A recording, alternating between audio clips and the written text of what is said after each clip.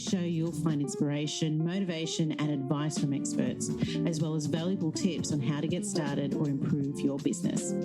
Let's dive into how you can begin and grow your wisdom business. Inspiring others looks different for everyone. How will you inspire?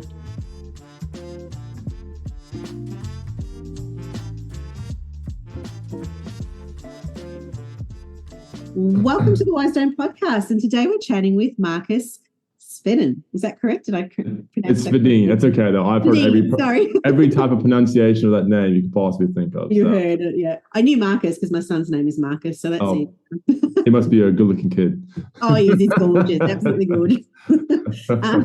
Well, welcome to our podcast. We're so excited to have you on today. Would you like to share with our audience who you are and what you do? Yeah, so my name is Marcus Svedin. I was born and raised in Florida and for 20 years, and then I moved out here to Australia in 2005 to marry my wife. And so I've been married for over 18 years now. I got 4 kids. I was a industrial electrician for about many moons. Many moons, yeah. Yeah. And then I started back in 2016, around there, I started dabbling in affiliate marketing, right? Mm-hmm. I just saw this ad on YouTube about affiliate marketing, and I was like, laptop lifestyle. That's awesome. That sounds good, So I don't know. I just started dabbling in it, and then I realized how much I hated it and I sucked at it. So I was like, not really. But what I did realize was that businesses needed traffic, right? Every business needs traffic. It's the lifeblood of business. You don't have traffic, you're dead. And so I started looking at email traffic, and I started looking at Facebook advertising and that sort of thing. And I just dabbled in it, for a couple of years, and then one day I was at a trampoline arena / death trap of a place. Yep. Yeah. And I was there with my son Ben, and I forgot that I wasn't 13 years old anymore. And I was jumping from one trampoline to another trampoline, and my right knee dislocated, and it basically just shredded all the ligaments around my knee. So my MCL, MCL came off, my ACL got cut in half, my PCL got damaged, my disc. I just, ouch. When I do a job, I like to do it properly. Yeah. So you did it really well there. Yeah, so I did it really well. And so because I couldn't work anymore, I actually had this really schmicko job lined up, making really good money, working 5 months of the year, heaps of good perks, And they actually held that job for 9 months, but I was like, no, I can't. It's nice of him. yeah, that's it. And so I had to put money on the table somehow. Luckily my wife, she's a nurse, and so she was able to work and whatnot, because she always thought it was important to keep her skills up just in case I electrocute myself and die. So she's like, I should probably keep my skills up. And to this day, she still does it. She's still just in case, Yeah. So she started working, but my now business partner, Ben Jones, he was running a couple other businesses, and he knew some people that needed help with advertising, and he needed help with advertising. So I started working for them, getting paid a bit. And then, I don't know, one day Ben and I were just like, hey, let's just combine our powers,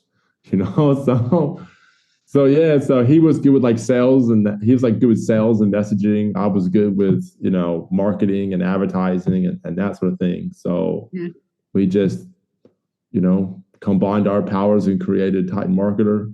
I've been doing that since about 2000 officially on the books of the government since since 2020, but unofficially since early 2019, something like that. Yeah. You're dabbling in it earlier. Yeah. So Apparently we have to pay taxes or some sort of nonsense. So yeah. So we had to make it official. Yeah. Oh God. But you know what? It's interesting how we all end up evolving into wherever the hell we end up at this particular point in life, because sometimes it does. You don't know what the universe has planned for you. And it takes you to great spaces and great places. So with your journey going into this, right? So now you coach, you don't just sort of offer a service, you actually offer knowledge so people can take that away and utilize that. So 100%. I love coaching. So the reason why we went to YouTube is because I'll get the coaching bit in a minute here, but the reason why we chose YouTube to coach YouTube is because hardly anyone's doing it. Like hardly anyone does YouTube advertising, especially local businesses, coaches, consultants, and look at lead generation, that sort of thing. Like hardly anyone does it. Like in the States, it's like 8%, 9% of businesses actually utilize YouTube. And if you watch, and the vast majority of YouTube ads these days is like the big corporates, like insurance companies and car commercials and McDonald's. Yeah, you think you need money because it's a TV. You don't. Don't. And so we're trying to spread this message. Like we're going around Australia right now, just doing some three-day workshops, like live 3-day workshops. Yeah.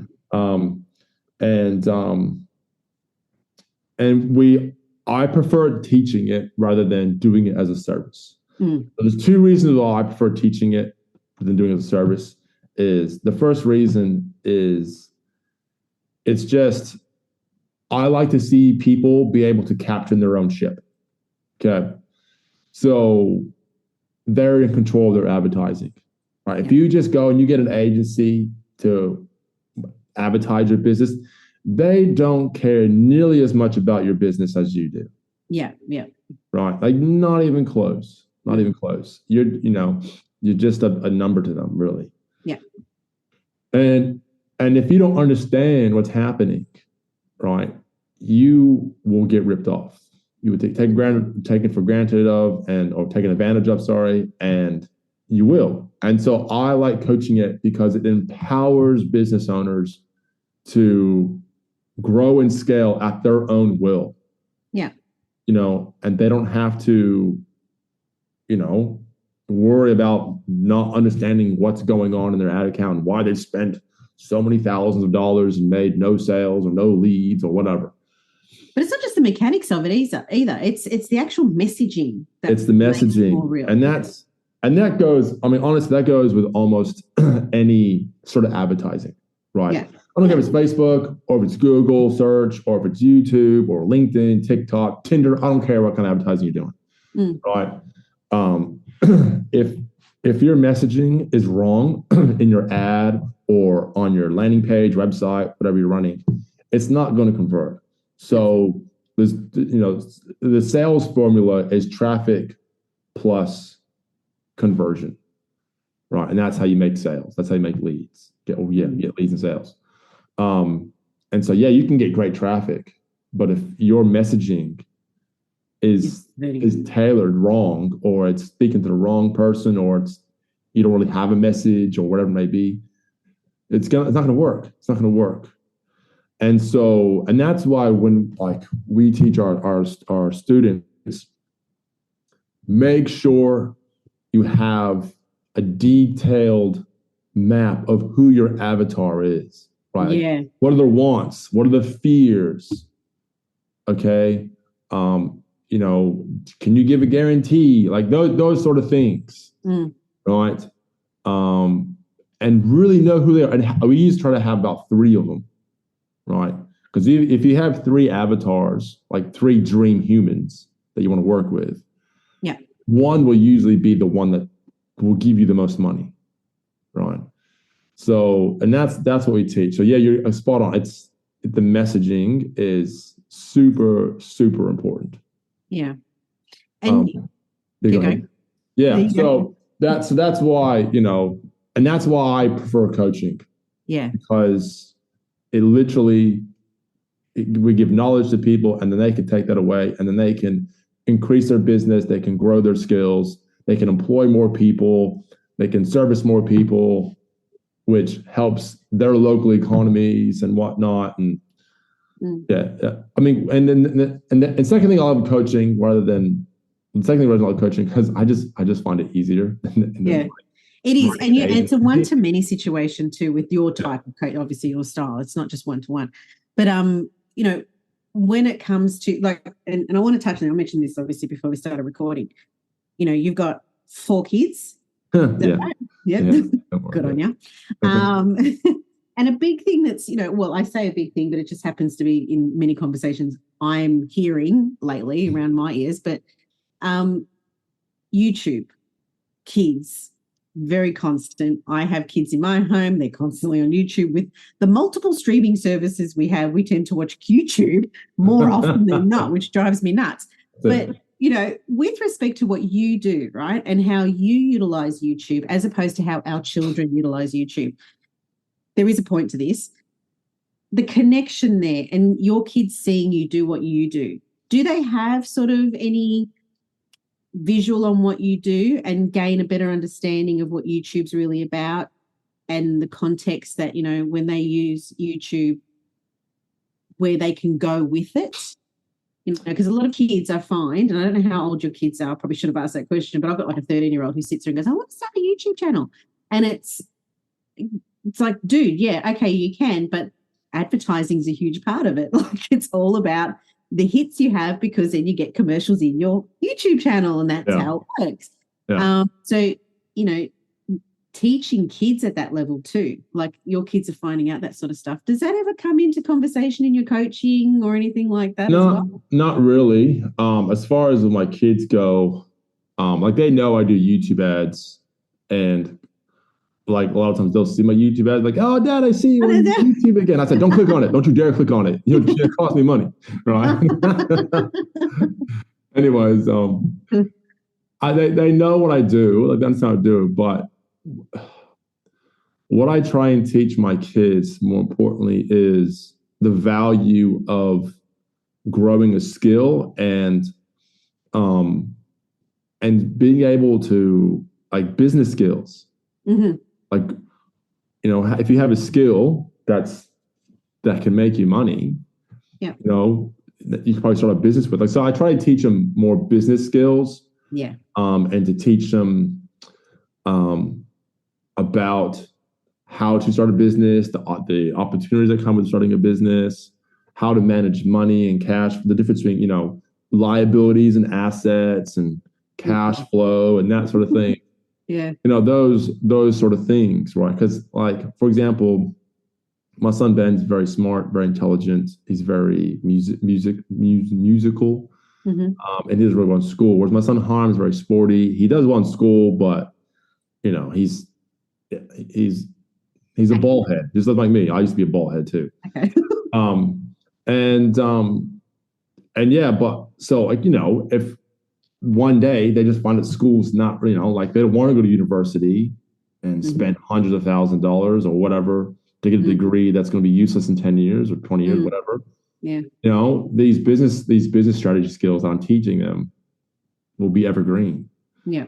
And so that's really more of what I try and teach them, rather than this is how you do advertising. And no, exactly. You're not going to be teaching them how to advertise. No.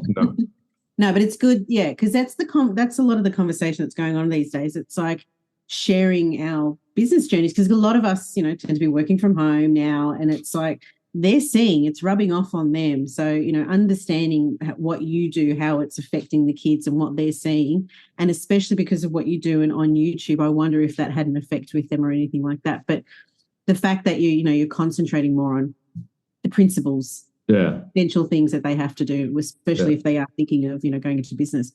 But being a coach as well, I think, a teacher, you're sharing knowledge, you're sharing, what you've gone through and so forth is awesome. I think there's a lot of people out there that just hold so much information there, and they don't necessarily share it because they're just constantly in service. They're not the other direction.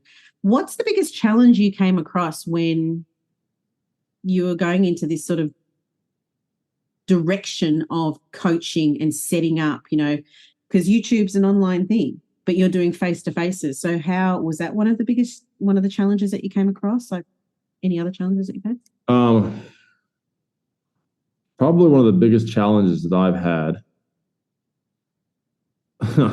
without going on a rant, probably one of the biggest challenges that I've had recently is trying to adapt, right? And trying to figure out, okay, what's working now?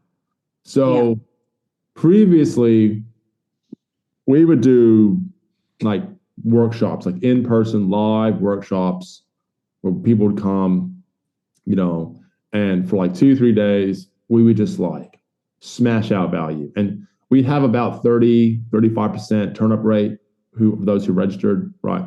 Yeah. Pre-COVID. Mm-hmm. Right. COVID came, everyone went virtual, everything's virtual, and then people got flipping lazy, right? Really? Yeah, people got lazy. People got really lazy.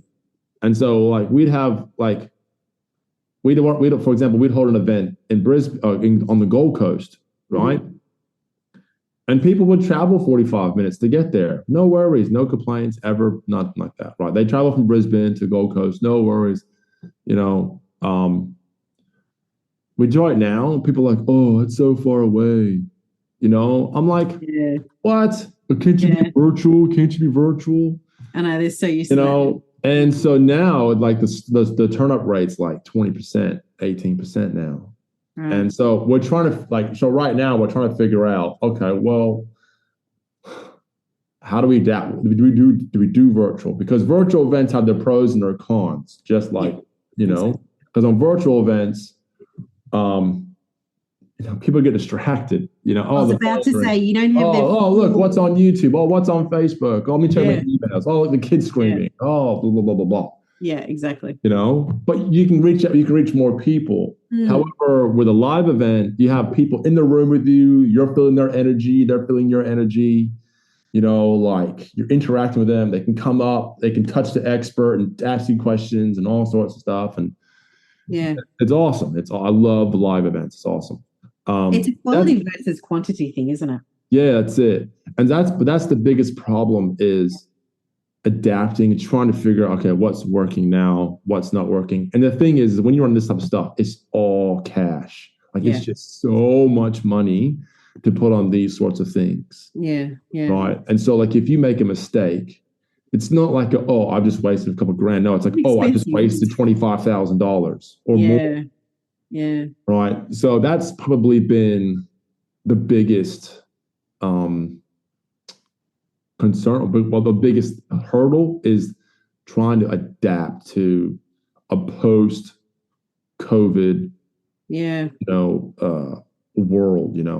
It's such it's a pain in the ass. I'm just going to say it because I understand completely. And look, hey, I'm built our platforms online and all that sort of stuff. But we've run workshops as well, and trying to balance between face-to-face workshop and you get so much more value out of a face-to-face workshop. Yeah, but some online workshops you can get good value too. It just depends on who comes. Like in the end, it's just much of a muchness. But I know one of the things that we had, one exercise that we went through was what's the return we want on this? What's the value, dollar value? As well as, because in the end, okay, I'm happy to do a face-to-face if the ticket price is this much. Like when I say this much, I mean pretty high. Yeah. You're not going to do a face-to-face if the ticket price is $20. It's just not worth it. You're not going to get the quality of people in there, and they're probably not going to turn up for that price point, sort of thing. So that's one of those things, isn't it, that when it comes to sharing your knowledge, where you share that knowledge, it can be a real pain. But one of the things I want to ask you, let's flip on the other side. What's the biggest win that you find that whether it be an event, a situation, or just something that you've taken on in your business that you find is just awesome?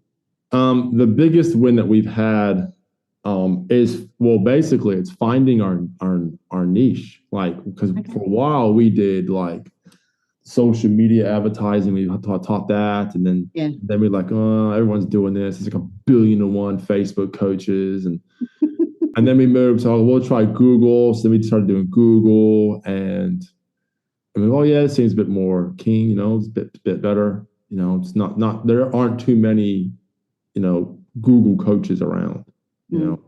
True. And then we discovered flipping YouTube and how no one was teaching it. Like there's like a few, like there's no one, at least here in Australia. Yeah. There's a guy in America that's doing it, and there's a couple in the UK and Europe that are doing it, but there's like hardly anyone. And so we were like, we just found this nice little gold nugget. And we've just been, that's probably our biggest win, is just we finally found a couple of years ago, we finally found this gold nugget that hardly anyone's doing. That's probably been our biggest win. And as a result from that, riches are in the niches. So, we've just been scaling that out and focusing on that and trying to build our brand specifically just around YouTube advertising. And that's probably been our biggest win. Yeah. Well, that leads me to the next question. Like you said, you want to build your brand. Where do you see this evolving? I want to go to the US. So we actually are going to the US. We've actually been invited to Social Media World Conference in San Diego in February. So we'll be speaking on their stage for about an hour, somewhere around there, which is going to be fully sick. I'm super excited about that. How are you going to utilize that to get some business? What are you going to do? Just got to put systems and sub processes in place for hopefully the influx of people going, hey, how do we work with you? So, how do you capture them to follow you? So what we'll probably end up doing is just re-rigging our website. So when people go and visit our website, we can say, go to typemarket.com. And then they can just book a call with us or whatever it may be. Yeah. And so, that's probably what we'll do. And then we'll just have systems and processes in place to help deal with all that. And currently trying to figure that out, because if I were to have 50 people come on board today, I'm like, oh man, that's a totally problem, but it has to be a way of sorting that out. So we're in the process of making that. Our operation manager, he's a ninja. He's in the process of putting stuff into play for that. So yeah. Awesome. And so just by answering that question, you've given a bit of advice there anyway, but do you have any just short little tidbit advice, whatever that you might want to share with our listeners that would, obviously, marketing is the pain of everyone when it comes to their businesses. Do you have any sort of advice on where they could start at least, or how they could plan to venture into YouTube? Yeah. So the first thing to do is make sure that you're selling something that's sellable, right? And you have a sales process in place that it works, right? So that, because as I said, the sales formula is traffic times or traffic plus conversions. Yeah. Right. So the traffic you're going to get from YouTube, it's going to be great traffic, right? It's going to be fantastic traffic because of the targeting. Like the targeting's sick. Like I can go all day about targeting on YouTube, right? It's like second to none. Like you can literally target, on a little tangent here, but you can literally target people who are in the market to buy certain services, right? Yeah. You can target people based upon their household income. You can target people based upon what websites they visit. You target people based upon what they type into Google search, what apps they use in the Google Play Store. Like you can target, like for example, one of our best targeting options is targeting CRMs, automation type software, because those are business owners. Only business owners are using CRMs. So we target people who use CRMs, specifically certain CRMs. And we know they're going to be business owners. Mm-hmm. And so we just tell Google, because Google owns YouTube. So we just tell Google, I'm going to target these people on using these types of services who have this amount of income, right? And I want to show them my ad that's specifically tailored and messaged for them, right? Yeah. But you have to have that sales process in place first. Okay, so a lot of people, they think, oh, the traffic sucks. Well, not necessarily. It just could be your sales process sucks. So make sure you have a workable, doable sales process in place. Mm-hmm. A website's not a sales process. It can be. But if it's just a location. If you're wanting leads, like a website's for like it's a brochure for your business. It's not it's not something to make you money, right? Yeah. If you want to make money, you need like some kind of sales funnel of some sort, right? But that's a whole nother conversation. Yeah. And then once you have that in place, okay, start sending traffic to it, and then always be split testing. Always be testing out your different aspects of your sales process, particularly the landing page. Yeah. Right. So it's usually the messaging. So use like the headline, subheadline, a VSL versus long form copy. Like always be split. I mean, I know there's more than one piece of advice I'm giving here, but yeah, like there's just it all flows. it's in most cases when I come across someone and they're running traffic, they're not making sales, or they're not getting leads. Maybe it's usually their sales process that's broken somewhere, and there's a bottleneck. Yeah. So that's probably my biggest tip of advice is just make sure you have a workable, doable sales process that you're constantly testing. Yeah, that was a good nugget there that you mentioned with regards to the CRMs. Yeah. Oh, here's another one. Use those. Here's another one, right? So when you're targeting specific, like when you're saying to Google, look, I want to target websites, I want to target this website, target the login pages. So for example, if I say I want to target ClickFunnels users, right? I don't want to target the ClickFunnels homepage, right? I go to the login page. So anyone that uses a login page, I'm now targeting people who are using ClickFunnels, not just who are interested in ClickFunnels. That's interesting. I didn't think you could do that. That's a huge nugget. Thank you. Yeah. Our audience. And as I said, like the targeting on YouTube, you won't find it anywhere else. You won't find it anywhere else. Yeah. Oh, we're going to have a chat after this, I'm sure. I like to ask all of our guests, what legacy are you looking to leave? What legacy I'm looking to leave? I'm looking to be able to instill good business principles and ethical ideology into my kids. That's what I want. Yeah. Right? I want my kids to be able to not have to worry about working for someone else. They can work for themselves if they want to. Like they can do whatever they want, as long as they're happy. But that's probably the legacy that's most important to me, is that my kids grow up to be decent, decent, hardworking, ethical, smart working human beings. Yeah. And you know what? Full circle, based on what you've been through, hurting yourself, kids would have seen that. You didn't sit there on your laurels and go, oh, my life's ended. You actually picked up and turned it into something. Yeah. And them seeing that is a huge gift, letting them see Dad didn't just sit on his ass and do nothing. He actually got up and made it into something. So, good on you for that. Well, thank you so much, Mark, for your time. Do you have an offer, or, obviously we'll put your link and so forth in our summary below, but do you have an offer or just want to mention to our listeners what they can do? Yeah, no, look, if people want to contact us, just visit titanmarketer.com. And if you want, you can book a call there with us. I think we have some free resources there somewhere, but yeah, just go to titanmarketer.com. Not Titan Marketing. That's a whole different company. That's not us. Okay. We didn't realize there was a Titan Marketing until after we created us. Yeah. So titanmarketer.com, and then you can call us there. Awesome. Well, thank you again so much for your time, Marcus. I really, really appreciate it. All of the details and how you can contact Marcus and the team will be in our podcast summary below. Be sure to click on the link and don't forget to subscribe, and do leave us feedback. Every little bit helps. Thank you again, Marcus, for your time. A pleasure.